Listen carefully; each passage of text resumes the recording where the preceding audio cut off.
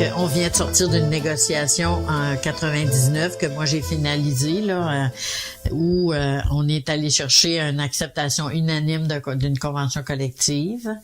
Je pense qu'il n'y a pas beaucoup de centrales qui ont vécu ça, puis qui vont revivre ça, non plus, à moins qu'il n'y ait tellement pas de mobilisation que les gens... Bon, mais quand même. Mais à partir du moment où on a donné l'heure juste aux gens, je vous disais tantôt, quand j'allais dans les assemblées générales, je me sentais beaucoup d'obligations de donner leur juste, de transparence et ainsi de suite, et c'est ce que j'ai fait en négociation aussi. Quand on arrive à un moment donné à dire de part et d'autre, ça bouge plus, il y a des choses qu'on doit laisser de côté, puis il y a des choses auxquelles on doit tenir pour boucler.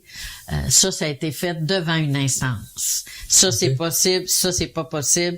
Ça, on peut avancer un peu. Si on donne là, l'heure juste, elle a été donnée. Et on est allé terminer une négociation avec un vote unanime de l'instance, et à ce moment-là, tous les syndicats étaient encore là. Il y avait personne qui était parti de la centrale. Donc, ça veut dire même ceux qui habituellement étaient réfractaires à des règlements, puis qui avaient dans leur thèse que souvent c'est toujours mieux d'avoir un peu d'opposition pour challenger ceux qui nous dirigent.